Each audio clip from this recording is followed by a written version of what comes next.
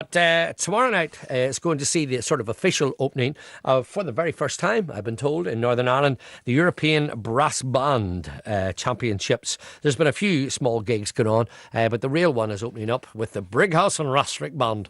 I remember being in Brighouse many years ago, and I'm going to talk to my two guests before we get a wee little bit of brass band playing, I have to say. First of all, Joe Cassells, how you doing, Joe? Hi, George. You must be a proud man to have it in Belfast. All this Relieved, I think, after about 4 years administrative behind the scenes work to try and bring this thing here. That's how long it took to set it all up. 4 years.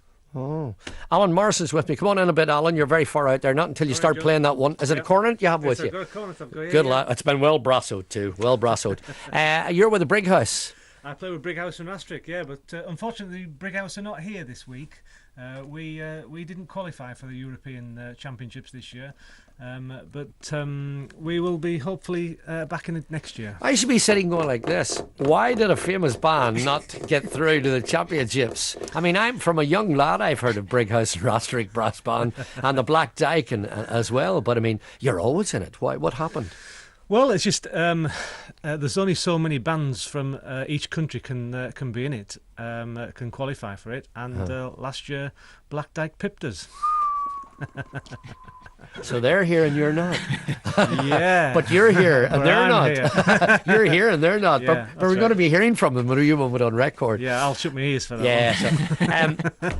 I mean, in the north of England, especially up around Yorkshire too, I mean, it's a religion, isn't it, brass bands? It is, yeah. There's brass bands almost in every village, and it came from collieries and stuff mainly, it came didn't from it? the Industrial Revolution. So the industries of the mills, the motorworks, the collieries, and it developed from there in the north of England. Lancashire as well. There's a few over there. Yeah.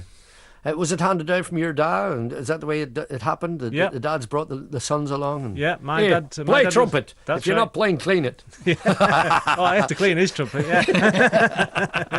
Yeah. And that's the way it happened with you? It is, yeah. My father was a semi-pro trumpet player, involved in brass bands originally in the Salvation Army, and he taught me to play. Yeah, good players in the Salvation Army. The Sally Ann boys are good. Yeah, they are. How big is it here, Joe, the brass band fraternity? It's certainly not as big as it would be in Yorkshire and Lancashire and other parts of England, but we have around about 70 bands in our association. When I was a lad, Laganvale were the big band. Still are. Yeah. And they're the Northern Ireland reps in the European Championships this weekend. They won our competition here last year, so they qualified to play in their home city. Superb. Yep. Brasso's delighted to the company. And you say we have 70 bands here. We have 70 bands. Now that would include brass bands and concert bands and accordion bands in our association. And there are lots of other bands, of course, in small towns and villages all across Northern Ireland and in the south as well. Yeah, and doing concerts every other week too. Absolutely. I'm sure. It's hard, I think, to move around Northern Ireland in the summertime, especially not to hear a band playing in the local parks or out in street parades. Absolutely. But when we come to concerts and pleasing everybody, Alan, I mean, the brass band world is changing. It's becoming a lot more commercial, and you're playing a lot more commercial stuff, aren't you, in your repertoires and things? Yeah, the repertoire has expanded tremendously over the last 20-25 years. The inception of entertainment contests about 25 years ago introduced bands needing to play 30-minute programmes rather than just going up and playing a single test piece. We had to go and play 30-minute programmes and entertain the audience, and so we had to start arranging different styles of music. And brass bands now play every kind of music that you can think of, from pop, jazz, Lennon and McCartney, film music. Absolutely everything that you can think of, brass bands play it. I mean, you used to think of it, I mean, pardon me for saying it, but you used to think years ago, brass bands were a bit boring because they played the same stuff. It was all swapped over music. It was the same sort of pad, I suppose, as they used to call it. And if bands go out and play the original band music, the kind of test pieces that we play to our for our major competitions, then it gets a bit boring. But every band now has got to survive, has got to entertain, and we have resident arrangers and resident composers that can just bring in a piece of music that say the audience will love this on Saturday, lads, get into it. And I know over the years it is sort of, it's bounced in and out of pop music as well. People have used brass bands. I mean, I'm going to play an Elton John here thing that I've played for many years. It's just a wonderful arrangement. Sorry to say it is with the Black Dyke. Sorry about that. I know the rivalry. But I mean, Gilbert O'Sullivan and people like that. What was the guy who used to play the piano? Peter Skellern. Peter Skellern. I mean, he brought brass bands really into the fore, didn't he? Yeah. Well, I played with Graham Thorpe for 18 years. Yeah. And that's another good one, the Graham Thorpe Colliery. Graham Thorpe Colliery. And, of course, Brastoff, the film Brastoff. And when I first started playing with them, we were doing tours with Peter Skellern. You're going to do a little snippet for us now. I bet you were delighted when Herb Albert came along. That opened up a whole new thing for brass bands. And we're going to try a little thing to see if we can experiment here to do this, because Alan's brought us finely polished cornet, and he's going to give us a little touch of Herb Albert. I'll not tell you what the title is, but you'll probably recognise it. And here we go with the start of it.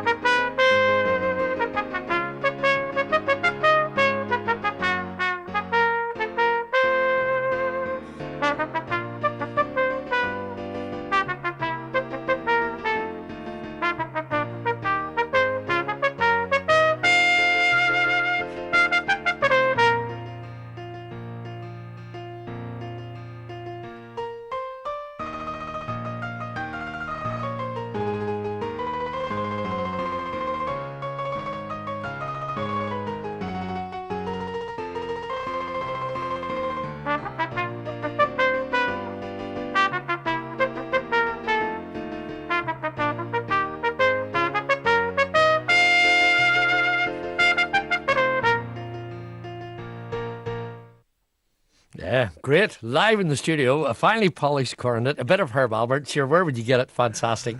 Thanks to the two of you for dropping in. Is there numbers that people can call for tickets? Yeah, all the tickets for all the events during the week from Thursday are available through the Waterfront Hall box office. That's 028 90 33 4455. You see, just like that, and it goes through right through to Sunday. Some of the bands, the Corrie Band, the Newton Grange Band, the Leyland Band, brass bands from Switzerland, Belgium, Netherlands, Denmark, Ireland, of course, Northern Ireland, Faroe Islands and Austria. It's just a shame that the Brighouse and Rostrick aren't here. But anyway, here's Elton John with their rivals. Gorgeous song. I wish you all the best. Have a lovely time for this great festival for Northern Ireland. Cheers. Joe, thanks a million. Alan. Thanks, Joe.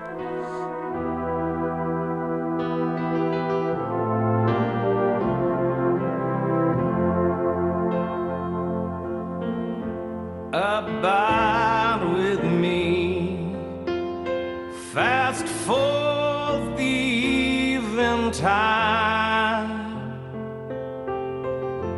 the darkness deepens, Lord, abide with me,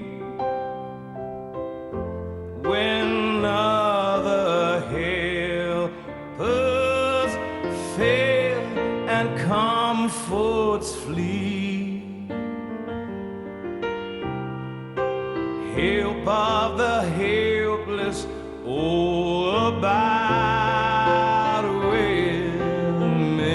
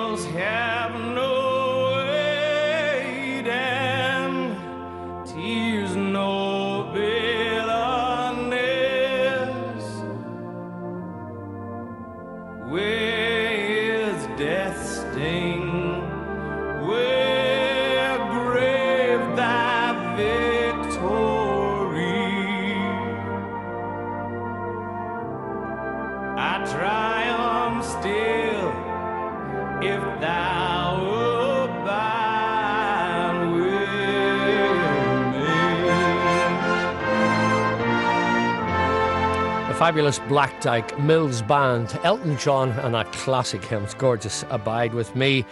Just taking time to tell you that it's the box office at the Waterfront you should call for all details about the European Brass Band Championships, starting for real tomorrow night in the Ulster Hall with you heard Alan there, our fine trumpet player, and he wasn't miming, by the way. He was playing live, I have to tell you, to a backing track, and it runs right through to the 30th of April. And Northern Ireland is very honoured to have all these wonderful bands from across Europe and all over the place, and right through to the 30th. So get your tickets now if you're a brass band lover. Grand stuff. Bringing the time very nicely to 4:30, and with the latest news headlines, Keith Burnside. A man and a woman